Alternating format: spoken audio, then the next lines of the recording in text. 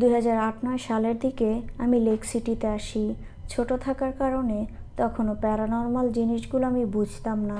অবাক করার বিষয় ছিল, বেশিরভাগ কাহিনী আমার সাথে রমজান মাসেই ঘটেছে, এখনও পর্যন্ত ঘটেই চলেছে। 2015 সালের দিকে রমজান মাসে সম্ভবত এশার নামাজ পড়ছিলাম আমি, বারান্দার সাথেই, পিছনের দিকে বারান্দা, যেটা থেকে অপর পাশের বিল্ডিং দেখা যায়। নামাজ পড়তে পড়তে মনে হলো আমার সাথে আরও কেউ আছে যে আমাকে দেখছে, আমার সাথেই আছে। নামাজ শেষ করে পিছনের দিকে অর্থাৎ অপর পাশের বিল্ডিংয়ের দিকে চোখ গেল। তখন সেখানের একটি ফ্ল্যাটের বারান্দাও না, এর নিচে একটা মেয়ে অবয়বের কিছু সাদা শাড়ি পরে দাঁড়িয়ে আছে। আমি ভাবলাম বারান্দায় কেউ আছে, কিন্তু যখন খেয়াল করলাম সেটা বারান্দায় না, বরং শূন্যে ভেসে আছে। আমি আর সাহস করে তাকাইনি, রুম থেকে বের হয়ে যাই আর এটা ভুলে যাওয়ার চেষ্টা করি। বেশ কয়েকদিন এটা আমার মাথা থেকে যায়নি। বয়স কম ছিল, সেজন্য মাসখানেকের মধ্যেই এটা ভুলে যাই আমি। এবার আসি পরের আরেক ঘটনা। 2019 সালের দিকে, সেটাও রমজান মাসে। একটু অসুস্থ ছিলাম বিধায় আম্মুকে বলি যে আমাকে যেন সেহরিতে ডাক না দেয়। মাঝরাতের দিকে নুপুরের শব্দে আমাদের ঘুম ভেঙে যায়। আম্মুও সজাগ হয়ে যায়, আমিও সজাগ হয়ে যাই। কেউ যেন নাচছে নুপুর পরে, ঠিক সেরকম শব্দ হচ্ছিল। যেহেতু রমজান মাস আর অলমোস্ট সেহেরি করার সময় হয়ে এসেছে, সেহেতু কেউ নিশ্চয় নুপুর পরে নাচবে না, কিন্তু শব্দটা একদম আমাদের রুম থেকেই আসছে। এটাই ছিল অবাক করার বিষয়। এবার আমি মোবাইলের ফ্ল্যাশ অন করি, শব্দ থেমে যায়, অফ করি, আবার শব্দ। এভাবে বেশ কয়েকবার অফ অন করার পর আমি এক প্রকার জেদ করে বলি, এবার দেখি কে এভাবে বিরক্ত করছে, ধরতে পারলে খবর আছে। এটা বলে শোয়া থেকে উঠে বসি। তখনই দেখি আমার মাথার কাছ থেকে একটা বাচ্চার ছায়া দৌড়ে চলে গেল। আমার আর তখন বুঝতে বাকি রইল না এটা নর্মাল কিছু না। আম্মুকে বলার পরে আম্মু দোয়া দুরুদ পড়ে আমাকে ফু দিয়ে দেন। এই ঘটনার কিছুদিন পরে একদিন আমি বাসার মধ্যেই হাঁটছি। হাঁটতে হাঁটতে আমি বাসার মেইন দরজার কাছে চলে আসি। হঠাৎ করে মনে হচ্ছিল আমি এখানে কেন, এখান থেকে সরতে চাচ্ছি কিন্তু পারছি না, যেন আমার পা ফ্লোরে আটকে গেছে। তখন মনে হচ্ছে এই বাসা আমার না, যেন আমি ভুল করে অন্য কারোর বাসায় চলে আসছি।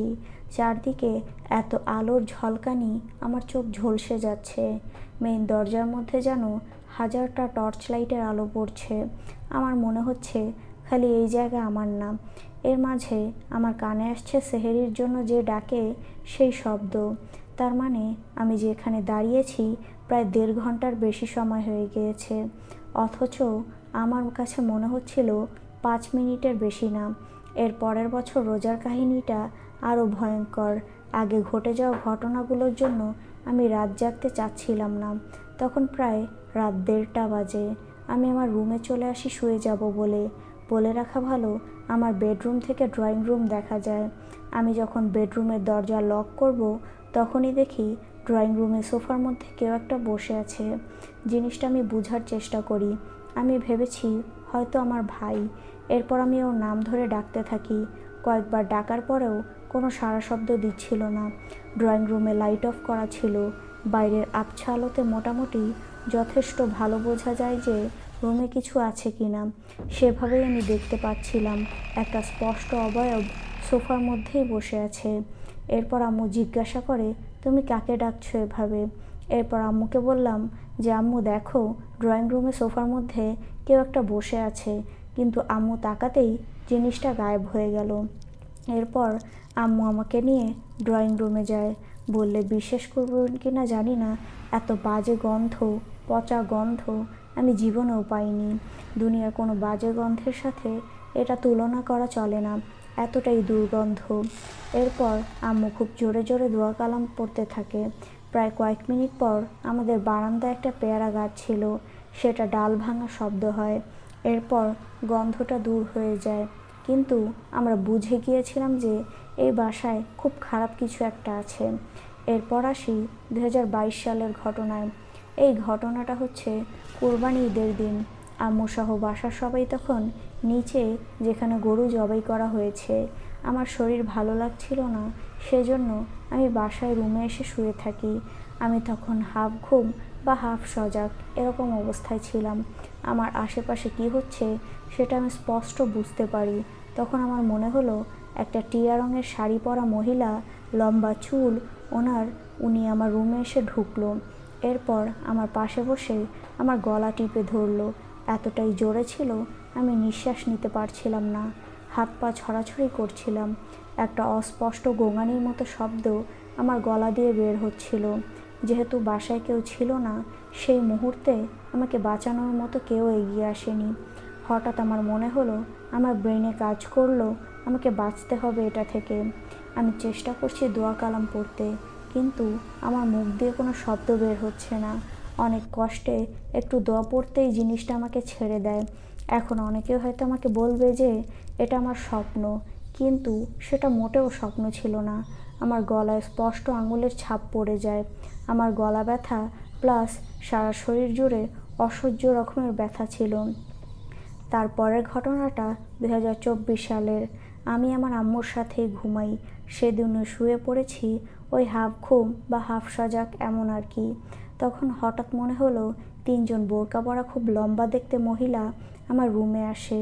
এসে আমাকে বলছে যে আমাদের তোমাকে পছন্দ হয়েছে, তোমাকে আমরা নিয়ে যাব। আমি সেই ঘুম বা সজাগ ওই অবস্থাতেই বলছি আমি যাব না তোমাদের সাথে। তোমরা কারা? আমি তোমাকে চিনি না। আমি যতবার বলছি আমি যাব না, ওরা ততবার বলছে আমরা তোমাকে নিয়ে যাব। যেহেতু আমাদের তোমাকে পছন্দ হয়েছে, তোমাকে যেতেই হবে। এদের মাঝে রুবাইসা নামের একজন আমাকে বলছে তোমাকে আমার বেশি পছন্দ হয়েছে, তোমাকে আমি আমার কাছে রাখবো। আমার নাম হচ্ছে রুবাইসা, তুমি এখন থেকে আমার কাছে থাকবে।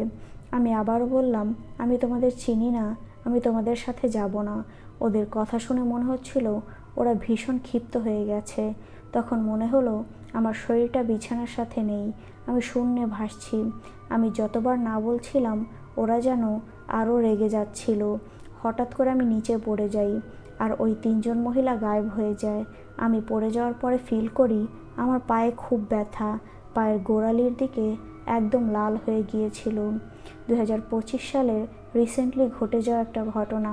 আমার আম্মু গ্রামের বাড়িতে যায়, আর বাসায় ছিল আমার একটা আন্টি, কয়েকটা কাজিন, আমার ভাই আর তার বন্ধুরা।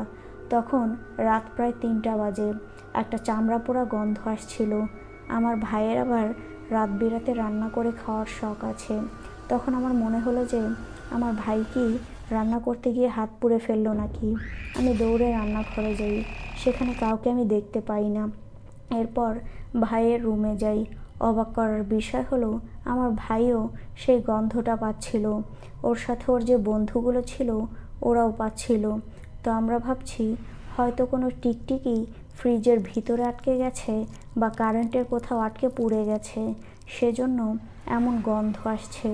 গন্ধটা আস্তে আস্তে তীব্র থেকে তীব্রতর হচ্ছিল। আমরা বুঝে গিয়েছিলাম কিছু একটা ঠিক নেই এখানে। তারপর মোবাইলে পিসিতে আমরা আয়াতুল কুরসি প্লে করি। এরপর আস্তে আস্তে গন্ধ কমতে থাকে। প্রায় 2 সপ্তাহ আগে আরেকটা ঘটনা ঘটে। আব্বু দেশে আসায় আমি একাই শুই আমার রুমে। খুব অসুস্থ থাকলে বা কান্না করার পর গলার যে আওয়াজ হয়, সেরকম কণ্ঠে যেন আমাকে কেউ ডাকছে। পরে ভাবছি আম্মু কি অসুস্থ হয়ে পড়লো, সেজন্য আমাকে ডাকছে। বলা বাহুল্য 2বার ডেকেছিল। আমি আর একবার ডাকার অপেক্ষায় ছিলাম। পরের দিন সকালে আমি আম্মুকে বলি। আম্মু অবাক করার কারণ, আম্মু আমার গলায় এমন ডাক শুনেছে আর দরজার মধ্যে টোকা দেওয়ার শব্দ পেয়েছে। পরের দিন আমি, আম্মু, আমার ভাই, আমরা 3জন এরকম অবস্থা ফেস করি। লেক সিটিতে প্রতিটা ফ্ল্যাটে একটা করে ছোট রুম আছে। আমার একদিন দেখি যে সেই রুম থেকে একটা ছায়া দৌড়ে বের হয়ে গেল। আমার একটা বিড়াল ছিল বাসায়, ওর নাম ছিল সুন্দরী। ওরা ওকে মেরে ফেলেছিল। ও মারা যাওয়ার কদিন আগে থেকে কেমন যেন চুপচাপ স্বভাবের হয়ে গিয়েছিল। আমরা যারা বিড়াল পালি আমরা কিন্তু ওদের স্বভাব সম্পর্কে অবহিত থাকি, যে ওরা কখন খেলার জন্য রেসপন্স করছে বা কে কীভাবে ডাকলে ওরা রেসপন্স করে। মাঝরাতের দিকে মনে হতো ও কাউকে একটা অনুসরণ করে হাঁটছে, ওর সাথে কেউ খেলছে, ঠিক সেরকম আচার আচরণ করতো। দিনের বেলায় কারোর সাথেই সে রেসপন্স করতো না, কিন্তু মাঝরাতে সে অ্যাক্টিভ থাকতো, সে অদৃশ্য কিছু একটার সাথে। তখন আমরা ওকে ডাকলেও সে রেসপন্স করতো না। একদিন ওকে নিয়ে আমি নিচে যাব, এর আগে ওর জন্য মাছ রেখে গিয়েছিলাম এসে খাবো বলে। ওকে নিয়ে যখন বাসায় ফিরি তখন দেখি কেউ সেই মাছগুলো খেয়ে নিয়েছে, আর অজানা প্রজাতির কিছু গাছের ডাল ঘরের মধ্যেই ছড়িয়ে ছিটিয়ে রয়েছে। কেমন একটা আষ্টে গন্ধ আসছিল সেগুলো থেকে। সুন্দরী আবারও রাতের মতো হিপনোটাইজড হয়ে বারান্দার দিকে যেতে থাকে।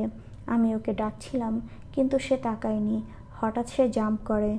ওকে বাঁচানোর মতন সময়টা পর্যন্ত পাইনি আমি। নিচে নেমে শুধু ওর থেতলে যাওয়ার শরীরটা বুকে নিয়ে কান্না করেছি।